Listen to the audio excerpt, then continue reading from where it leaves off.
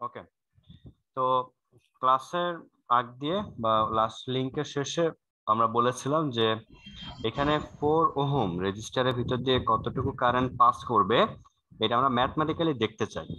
Mathematically কিভাবে দেখবো, দেখো আমরা যে এ বি সি ডি চারটা পয়েন্টে ডিভাইড করেছি, আমরা দেখবো যে এ বি পয়েন্টের পোটেনশিয়াল ডিফারেন্স কিরকম, বিসি বিসি এর পোটেনশিয়াল ডিফারেন্স কিরকম বা ভোল্টেজ ডিফারেন্স কিরকম, সিডি এর ভোল্টেজ ডিফারেন্স কিরকম, সবাই মিলেই তো ইএমএফ হবে।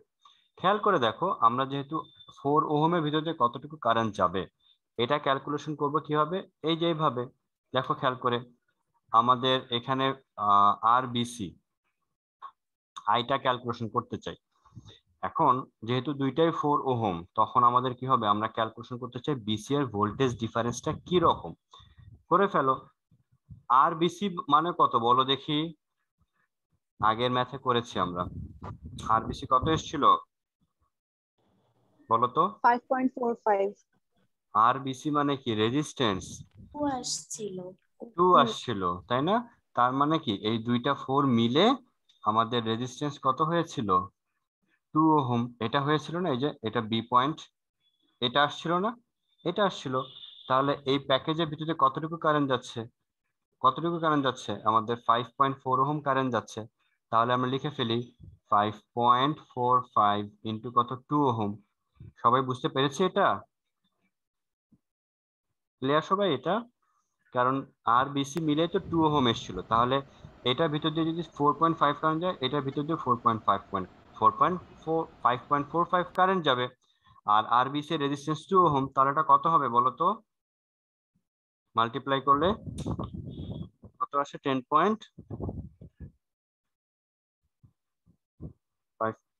5.45 ইন্টু 2, এটা আসে 10.9, 10.9 ভোল্টেজ। ওকে, আচ্ছা। এবার আমরা আর বিসি যে এই যে বিসি যে পার্টটা ছিল এটাকে এখন এই পয়েন্টে প্লট করি আবার।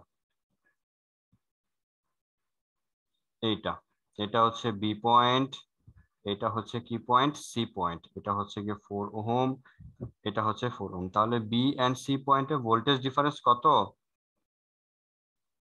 বি আর সি পয়েন্টে ভোল্টেজ ডিফারেন্স কত, 10.9 ভোল্টেজ। এখন আমি যদি তোমাকে জিজ্ঞেস করি 4 ওহমের ভিতর দিয়ে কতটুকু কারেন্ট যাচ্ছে, তুমি কি বলবা বলো দেখি? তুমি বলবা যে 4 ওহমের ভিতর দিয়ে কতটুকু কারেন্ট যাচ্ছে সেই কারেন্টটাকে যদি আমি I1 বলি, আর এই 4 ওহমের ভিতরে কতটুকু কারেন্ট যাচ্ছে সেটাকে যদি আমি I2 বলি, তাহলে আমি লিখবো 4 ওহমের দুইটা টার্মিনালের 4 ওহমটা যেই পয়েন্টের সাথে কানেক্টেড, কোন পয়েন্টের সাথে, বি এন্ড সি এর সাথে। তাহলে 4 ওহমের পোটেনশিয়াল ডিফারেন্স বা ভোল্টেজ ডিফারেন্স কত হবে বলো দেখি? 4 ওহমের ভোল্টেজ ডিফারেন্স কি বিসি এর ভোল্টেজ ডিফারেন্সের ইকুয়াল হবে না, তাই তো জি স্যার। নাকি? ইকুয়াল হবে। তাহলে আমি লিখতে পারবো এইভাবে, বিসি আর এখানে 4 ওহম, এখানে ভি ইকুয়াল টু আই, আর এখানে 4 ওহমের ভিতরে কারেন্ট যাচ্ছে I1, আর এখানে কত লিখবো আমি, আর এর বদলে 4 লিখবো না? বুঝতে পেরেছি? আচ্ছা, এবার ভোল্টেজ অফ বিসি কত এসছে, ভোল্টেজ অফ বিসি 10.9, লিখে ফেলো 10.9। এখানে I1, এখানে কত আসছে, 4 আসছে, 4 দিয়ে ডিভাইড করো এটাকে, দেখো তো I1 কত আসে। এটাকে আমরা 4 দিয়ে ডিভাইড করে দেই, এটা আসছে আমাদের জন্য 2.725, 2.725 অ্যাম্পিয়ার। তাহলে এই I1 হচ্ছে 2.725 অ্যাম্পিয়ার। সিমিলারলি আমরা যদি এই I2 ক্যালকুলেশন করতে চাই, তাহলে আমি কি লিখবো, বিসি, এখানে কত লিখবো, I2 ইন্টু 4 লিখবো না? তাহলে I2 কত হবে বলো দেখি? I2 হবে বিসি ডিভাইডেড বাই 4, এখানেও কত হবে, 2.725 অ্যাম্পিয়ার। দেখো তো এই দুটাকে অ্যাড করলে 5.45 আসে না? জি স্যার। বুঝতে পেরেছি সবাই? স্যার এভাবে আমরা ক্যালকুলেশন করবো। যদি এখানে 4 স্যার এর জায়গায় 5, তিনটা ব্যাটারি দিয়ে কি সেম কারেন্ট পাস করবে? আবার বলো, আবার বলো। তিনটা সেল দিয়ে কি হচ্ছে সেম কারেন্টের অ্যামাউন্ট পাস করবে? দুইটা সেল না, তিনটা সেল আছে, তিনটা সেল থেকে কারেন্ট বের হবে, তিনটা সেল থেকে টোটাল টোটাল হচ্ছে গিয়ে এই কারেন্ট পাস হবে, বুঝছো? আর এখানে দুইটা রেজিস্টারের ভিতর যে সেম আচ্ছা, কারেন্ট এটা পাস হবে, ইন্ডিভিজুয়ালি কি সেম হবে? এখান থেকে এখান সেলের থেকে হচ্ছে অ্যামাউন্ট না, করে। না, এখান থেকে একটু কারেন্ট বের হবে, এখান থেকে একটু কারেন্ট বের হবে, এখান থেকে একটু কারেন্ট বের হবে, তিনটা মিলে এই কারেন্টটা বের হবে। কিন্তু কোন, বুঝতে পেরেছি? তিনটা মিলে ফাইনালি আচ্ছা, এই কারেন্টটা বের হবে। ওকে, জি স্যার। ওকে, এইভাবে আমরা ক্যালকুলেশন করতে পারলাম। যদি মনে করো এখানে 5 হইতো আই, তাহলে এখানে কত লিখতাম? I2 × 5 লিখতাম। বোঝা গেছে? এভাবে আমরা সলভ করতে পারবো। তো আশা করি তোমরা এই ধরনের ম্যাথ আসলে অবশ্যই করতে পারবা। কোনো কনফিউশন আছে? আশা করি নো নাই। স্যার। ওকে, এবার আমরা হচ্ছে গিয়ে একটু কমপ্লিকেটেড কিছু সার্কিটের দিকে যাব। ঠিক আছে, কমপ্লিকেট কিছু সার্কিটের দিকে যাব। কমপ্লিকেট কিছু সার্কিটের দিকে যাওয়ার আগে আমরা একটা ডায়াগ্রাম প্লট করব, তখন তোমাদেরকে জিজ্ঞেস করবো এটা কিভাবে সলভ করতে হবে। এইখানে মনে করো একটা রেজিস্টার আছে, এইখানে আরেকটা রেজিস্টার আছে, এটার সাথে একটা ব্যাটারি আছে, এখানে আরেকটা রেজিস্টার আছে, এখানে আরেকটা রেজিস্টার আছে, এটার সাথে আরেকটা ব্যাটারি আছে। ওকে, এটা হচ্ছে গিয়ে E1, এটা হচ্ছে গিয়ে কি E2। এখন E1 আর E2 এটা কি সিরিজ আছে না প্যারালাল আছে? বোঝা যাচ্ছে না, কারণ এটা এই সার্কিটে E1 আছে, এই সার্কিটে আবার E2 আছে, এই সার্কিটে এই রেজিস্ট্যান্সটা আছে, আবার এই সার্কিটে এই রেজিস্ট্যান্সটা আছে। একটা মিক্সচার হয়ে গেল না? মানে একটা জিনিসই বোথ সার্কিটে আছে, আমি এই সার্কিটকে আলাদা করতে পারবো না, আবার এই সার্কিটকেও কি করতে পারবো না, আলাদা করতে পারবো না। পারবো? পারবো না কিন্তু। তাহলে এই সার্কিটে E1 আর E2 এরা কি প্যারালাল আছে নাকি সিরিজ আছে, এটা বুঝে ওঠা আমার জন্য খুবই কমপ্লিকেটেড হয়ে দাঁড়াচ্ছে। ওকে, সো এই ধরনের যখন আমাদের কনফিউশন থাকবে, তখন আমরা যে ফর্মুলা পড়বো সেটা হচ্ছে কারশফের ল পড়বো। কারশফের দুইটা ফর্মুলা পড়বো, কারশফের দুইটা ল পড়বো। কারশফ হচ্ছে গিয়ে একজন ম্যাথমেটিশিয়ান, মানে ফিজিসিস্ট ম্যাথমেটিশিয়ান। উনি হচ্ছে গিয়ে কমপ্লিকেট সার্কিট গুলোকে আমরা কিভাবে সলভ করতে পারি এই ধরনের কিছু ফর্মুলা উনি দিয়েছেন। ওকে, সো আমরা একটু কারশফ লটা কি সেটা একটু দেখে আসি। ওনার নামের স্পেলিংটা খুবই আনকমন, KIRCHHOFF, কারশফ, কারশফ ল। উনি হচ্ছেন দুইটা ল দিয়েছেন। ল নাম্বার 1, ল 1 কে বলা হয়ে থাকে KCL। KCL মানে হচ্ছে কারশফ কারেন্ট ল। KCLটা কি? KCLটা হচ্ছে গিয়ে কারশফ কারেন্ট ল।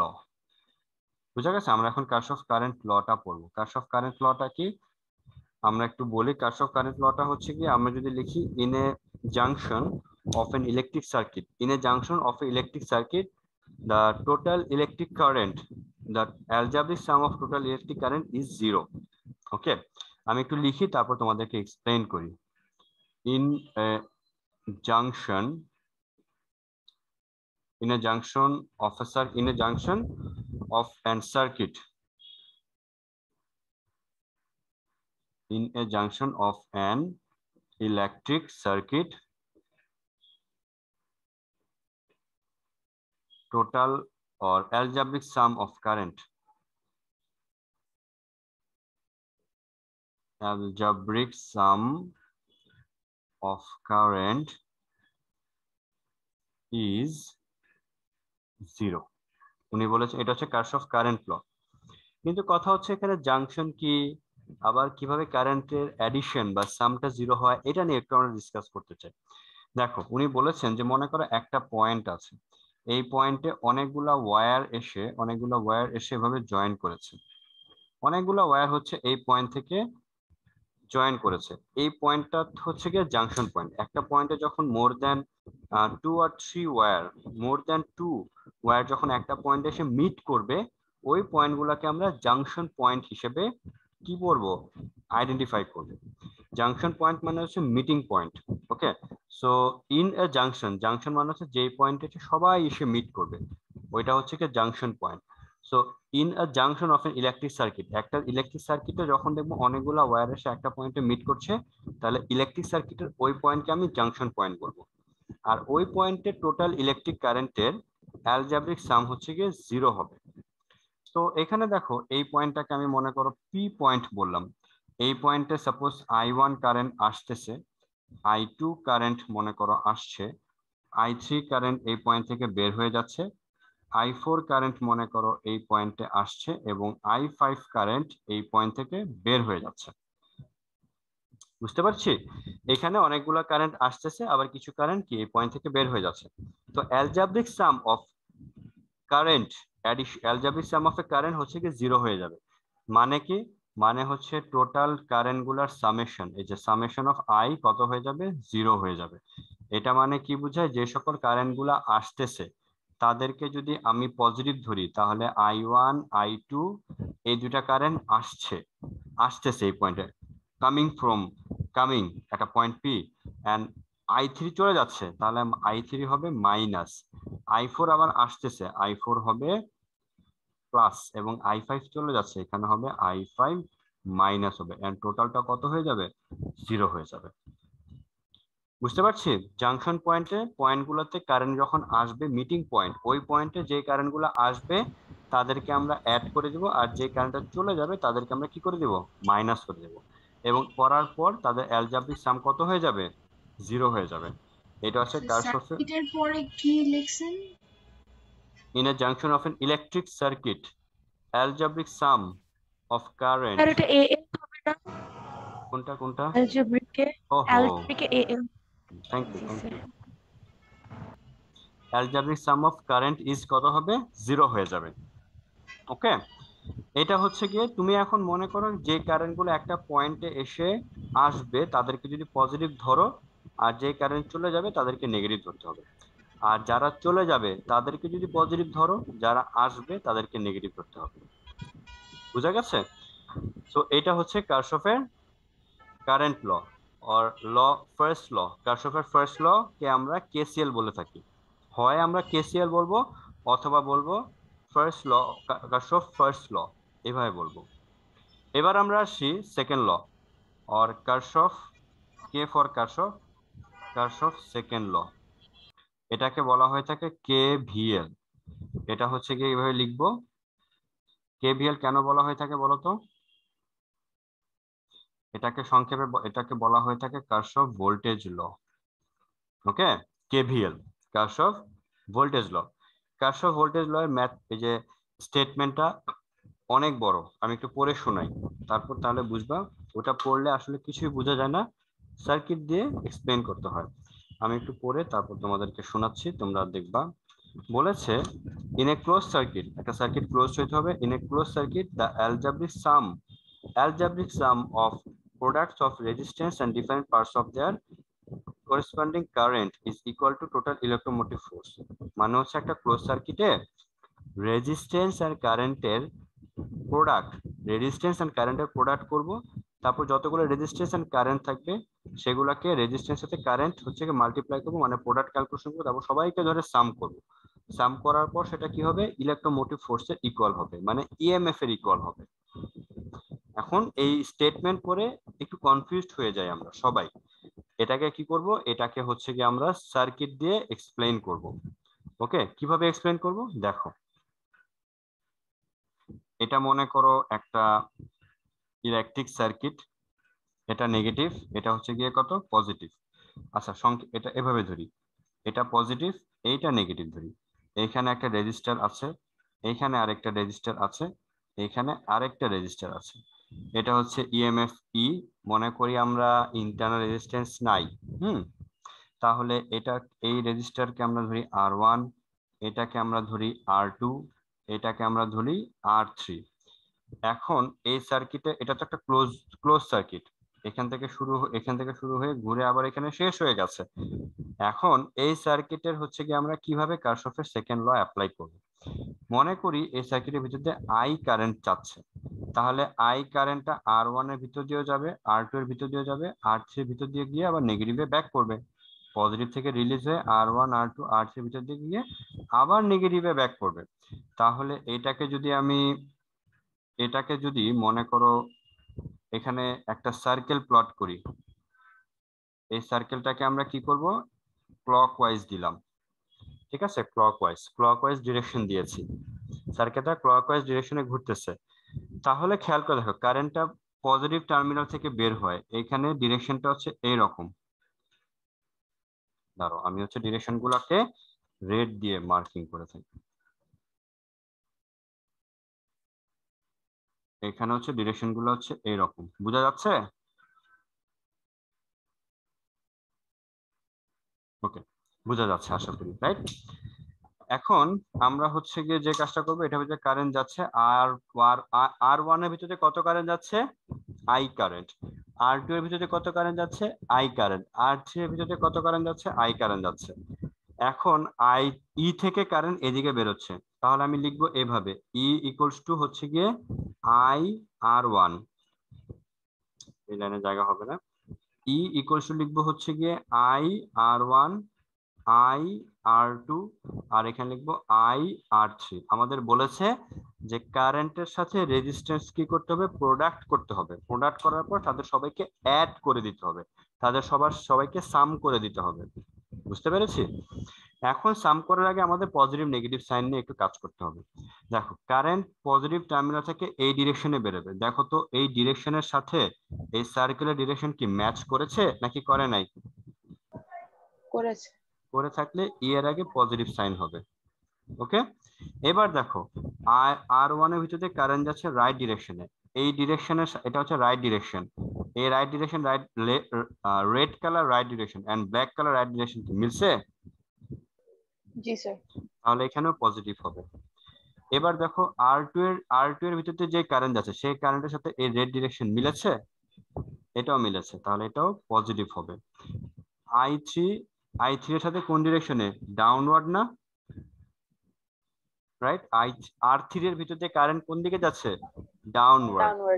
এই রেড কালার ডিরেকশনটাও কোন দিকে, ডাউনওয়ার্ড। মিলে গেছে, তাহলে এখানেও কি দিতে হবে, পজিটিভ দিতে হবে। এন্ড এটাই হচ্ছে কারশফের ভোল্টেজ ল। উনি বলেছেন যে ইন এ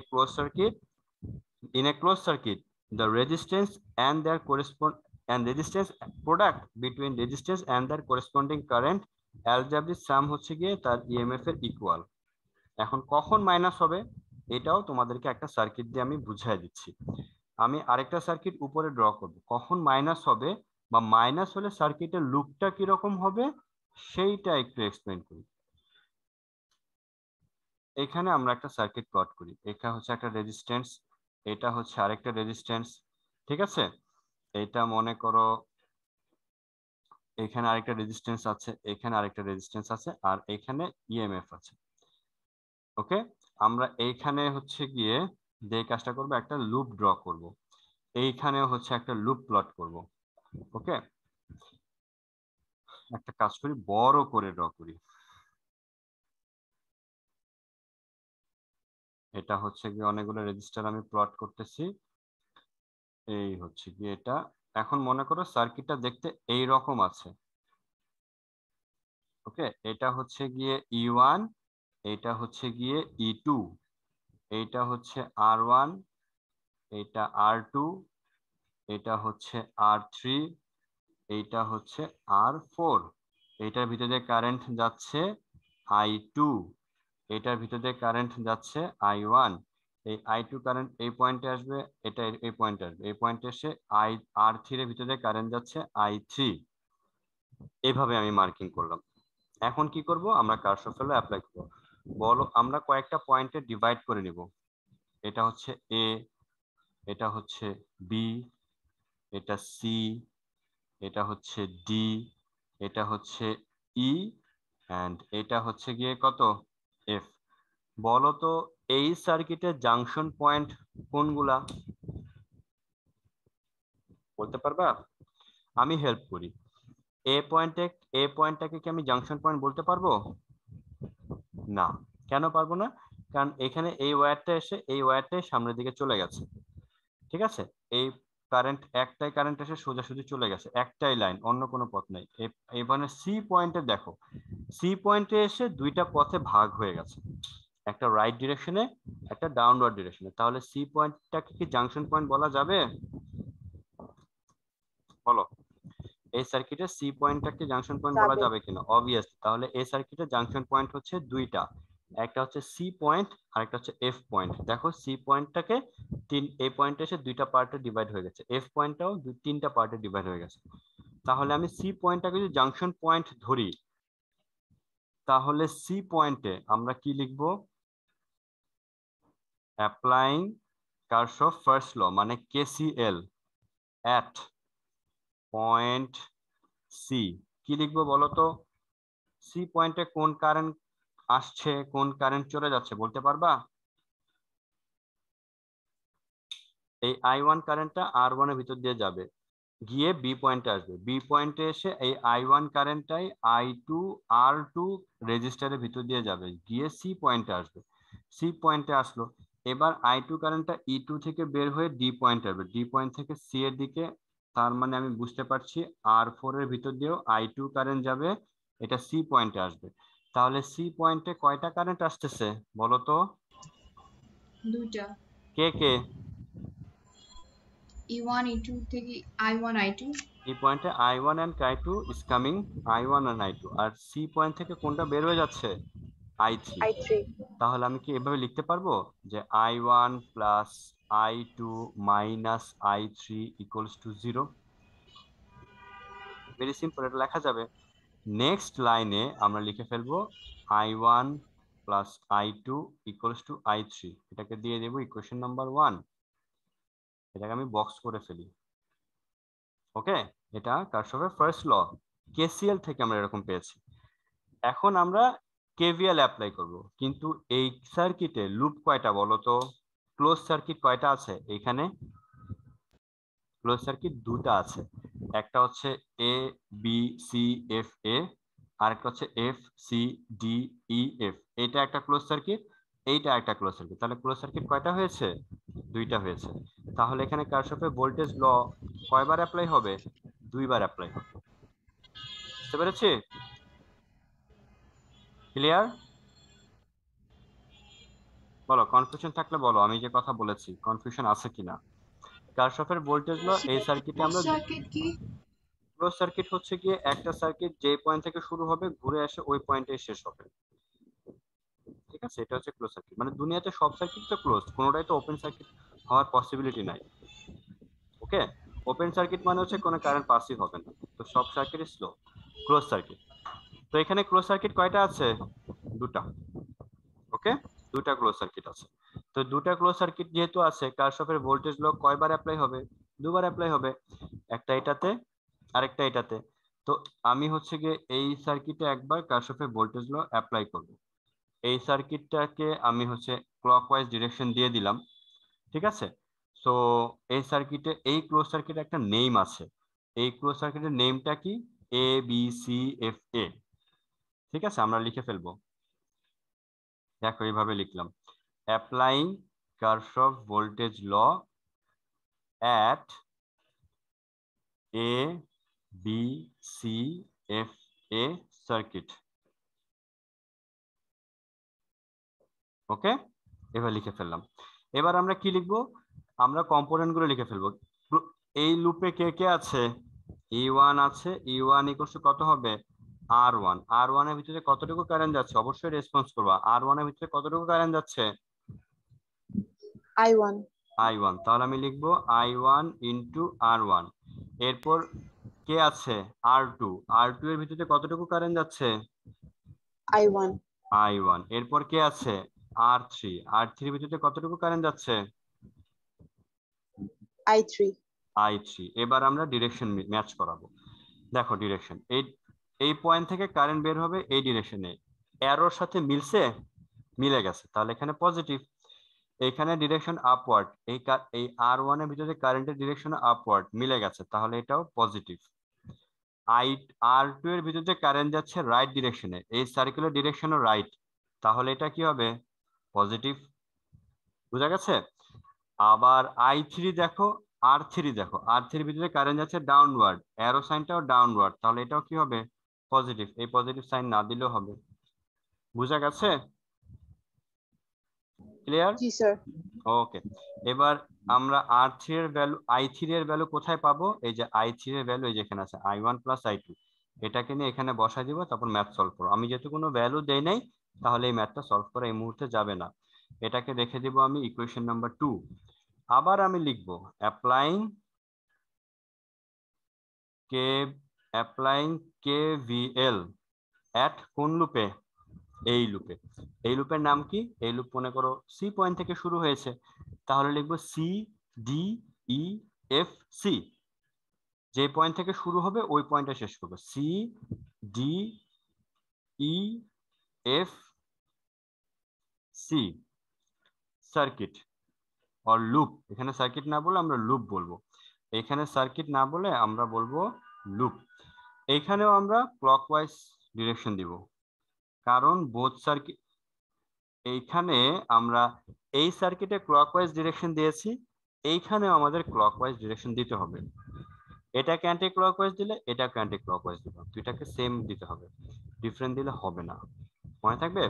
আর তুমি ক্লকওয়াইজ বললে, যেহেতু আমি ক্লকওয়াইজ দিয়েছি তাহলে C D E F E আসছি, আমরা কিন্তু C F E D C বলতে পারতাম, বলি নাই কেন? কারণ আমি ক্লকওয়াইজ দিয়েছি, এই কারণে সি থেকে শুরু হয়ে আবার সিতে যাবে, এফ থেকে দিলে এফ থেকে শুরু হয়ে আবার এফ এ যাবে। আমি যদি অ্যান্টি ক্লকওয়াইজ দিতাম তখন শুরু করতাম এইভাবে, C F E D C. যেহেতু ক্লকওয়াইজ দিয়েছে এই কারণে শুরু করতে হয়েছে C D E F C. বুঝা গেছে? জি স্যার। ওকে, এবার আমরা এখানে কম্পোনেন্ট গুলো লিখে ফেলি। আসো, প্রথমে কি লিখবো? স্যার, হ্যাঁ বলো। তাহলে কি আমরা যেখান থেকে পয়েন্টটা স্টার্ট করব লুপের ডাইরেকশন ওদিক দিয়েই হবে? তুমি মনে করো সি থেকে শুরু করেছো, এটা কি ক্লকওয়াইজ না? তাহলে সি থেকে ডিতে যাবা, ডি থেকে ইতে, ই থেকে এফ, এফ থেকে সিতে। এখন তুমি মনে করো আমি কেন সি থেকে শুরু করব, আমি ই থেকে শুরু করতে চাই, তাহলে ই থেকে শুরু করলে তুমি লুপের সাথে ম্যাচ করাবা, E F C D E এভাবে আসবা। বুঝতে পেরেছি? তুমি যদি মনে করো জি স্যার। অ্যান্টি ক্লকওয়াইজ ডিরেকশন দিতা, এই ডিরেকশনে যদি উল্টা দিতা, এই ডিরেকশনটা এভাবে না দিয়ে এভাবে যদি দিতা, তাহলে ই থেকে এফ এ যাবা না ই থেকে ডিতে যাবা? কোথায় যাবা? যদি তুমি অ্যান্টি ক্লকওয়াইজ দিয়েছো, মনে করো অ্যান্টি ক্লকওয়াইজ ডিরেকশন দিয়েছো, এইভাবে ডিরেকশন দিয়েছো, সাপোজ এভাবে না দিয়ে তুমি মনে করো এইভাবে দিয়েছো, তাহলে তুমি ই পয়েন্ট থেকে শুরু করে এফ এ যাবা না ডিতে যাবা? স্যার বলো। ডিতে যাব। ডিতে যাবা, E D C F E, যে পয়েন্ট থেকে শুরু করবে ঘুরে আবার ওইখানে ব্যাক করবা। কিন্তু আমি এই ম্যাথমেটিক্যাল প্রবলেমের জন্য এই লুপটাকে কি অ্যান্টি ক্লকওয়াইজ দিয়ে শুরু করতে পারবো নাকি পারবো না? না স্যার, পারবো না। কেন পারবো না?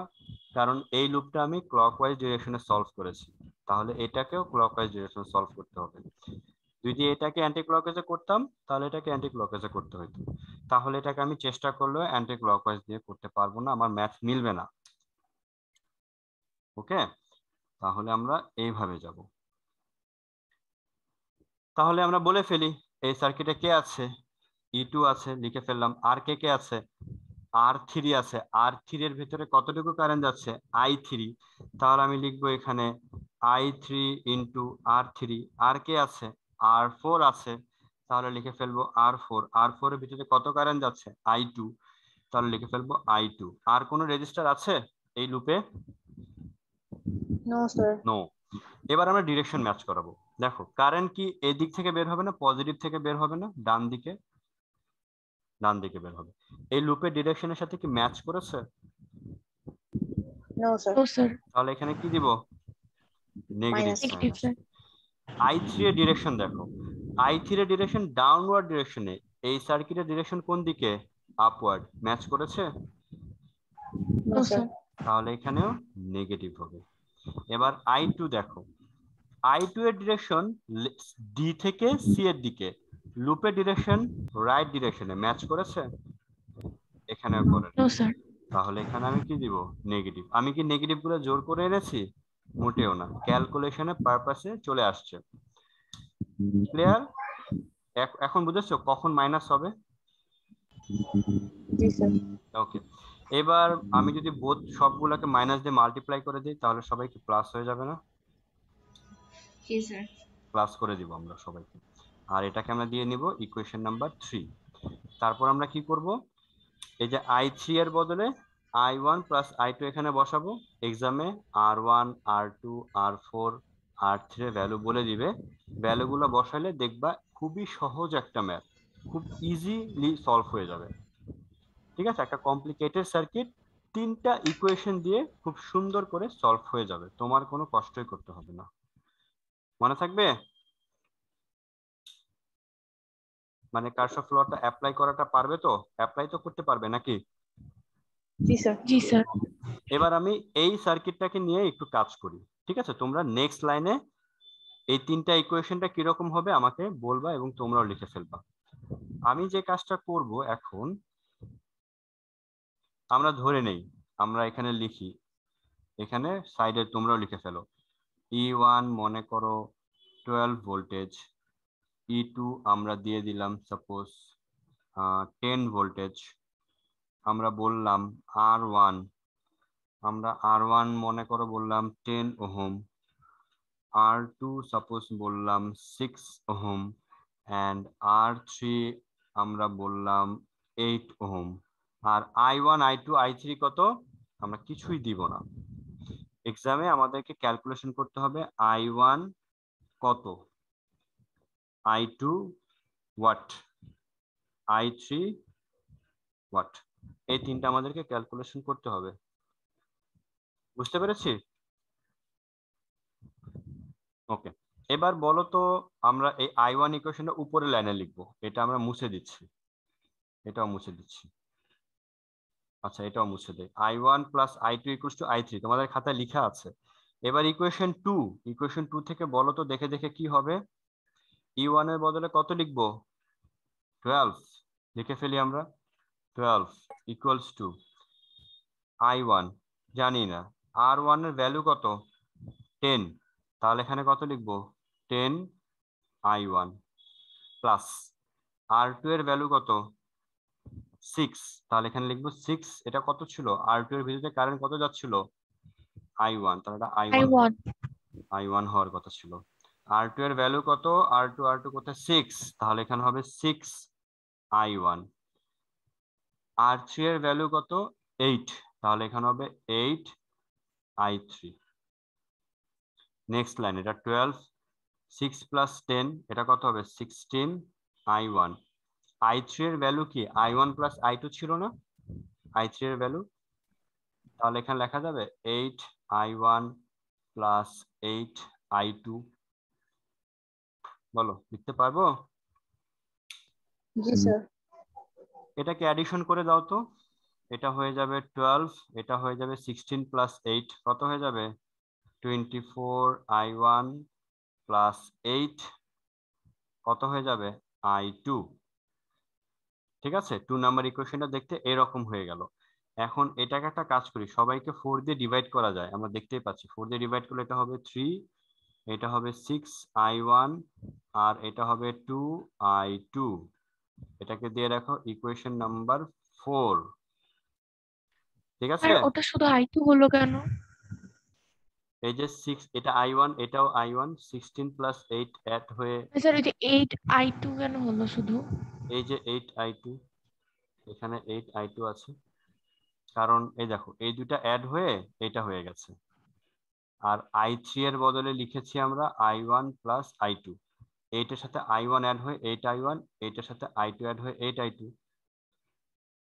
বুঝছো? আচ্ছা স্যার, আমি খেয়াল করিনি। জি স্যার। তারপরে যে 16 আর 8 অ্যাড হয়ে 24 হয়ে গেছে, আর 8 I2 এখানে রয়ে গেছে। Clear? Yes sir. Okay, equation 2 কে আমরা 4 বানিয়েছি, এবার ইকুয়েশন 3 নিয়ে কাজ। ইকুয়েশন 2 মুছে ফেলি আমরা। ইকুয়েশন 3 দেখে দেখে বলে ফেলো কত হবে। এবার আমরা ইকুয়েশন 3 থেকে যাব, ক্যালকুলেশন করব। E2 এর ভ্যালু কত? 10, লিখে ফেলো দেখে দেখে। 10 ইকুয়ালস টু I3 জানি না, R3 কত?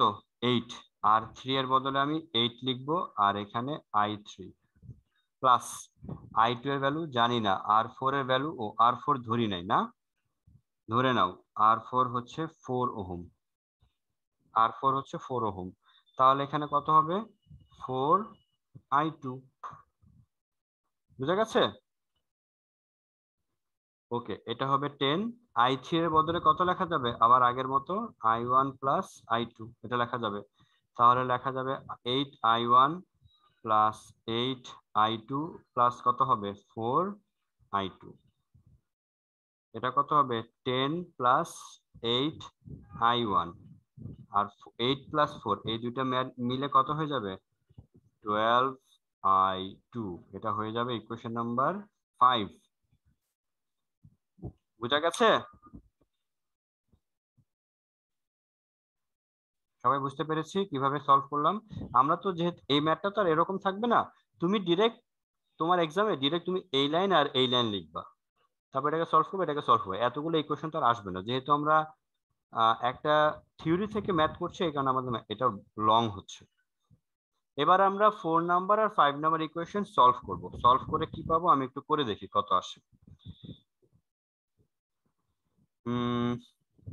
1 কত আছে 6 2 3, 6 2 3, এটা আসে কত 8 12 10, 8 12 10, i1 আসছে 2/7, i1 এর ভ্যালু আসছে 2/7 অ্যাম্পিয়ার, i2 এর ভ্যালু কত আসছে দেখি ফেলি 9/14 অ্যাম্পিয়ার। আচ্ছা 2/7 এটা কত আসে 0.29 অ্যাম্পিয়ার, আর 9/14 এটা কত আসে 0.64, তাহলে i3 কত হবে i1 প্লাস i2, এটার সাথে আমরা অ্যাড করে ফেলি 0.29, 0.93।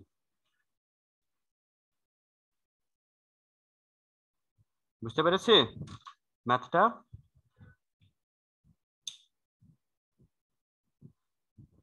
বলো সবাই, কনফিউশন ক্লিয়ার হয়েছে? জি স্যার। এরকম ম্যাথ আসলে যখন দেখবা তুমি সিরিজ ব্যাটারিগুলো সিরিজে আছে নাকি প্যারালালে আছে আমরা বুঝতে পারছি না, তখনই হচ্ছে কি আমরা কার্শফের ল অ্যাপ্লাই করব। সামটাইমস একটা ইজি সার্কিট দিয়ে বলবে কি সলভ দিস সার্কিট অ্যাপ্লাইং কার্শফ ল, তখন আমরা কার্শফ ল দিয়ে করে ফেলতে পারবো। কার্শফ ল দিয়ে তখন আমাদেরকে কার্শফ ল দিয়েই করতে হবে, নর্মাল ওয়েতে সলভ করলে মার্কস পাবা না। বুঝতে পেরেছি? আমাদের কিন্তু এখানে যে ইকুয়েশন ম্যাথটা দেখতে পাচ্ছ, এখানে i1 i2 i3 ক্যালকুলেশন করতে বলেছে, তুমি যখন এক্সামে করবা তোমার এই কয়েকটা লাইনই আসবে, এটা তুমি ডাইরেক্ট এটা লিখবা, এরপর এটা এটা এটা এইভাবে করে আসবে, অতগুলা এর আগে যে যতগুলা লাইন লিখেছো ওইগুলা কিছুই লিখতে হবে না, শুধু তুমি এই কয়েকটা লাইন লিখবা। এই দেখো এই কয়েকটা লাইন লিখে আমরা i1 i2 i3 পেয়ে গেছি সলভ করে। বুঝতে পেরেছি সবাই? না কনফিউশন থাকলে বলো। বুঝি নাই। I1, I2 and I3 calculation টা কিভাবে করেছেন? ওহো আচ্ছা, i1 i2 i3 ক্যালকুলেশনটা আমরা 9 10 এ অনেকগুলো প্রসেস করেছিলাম না,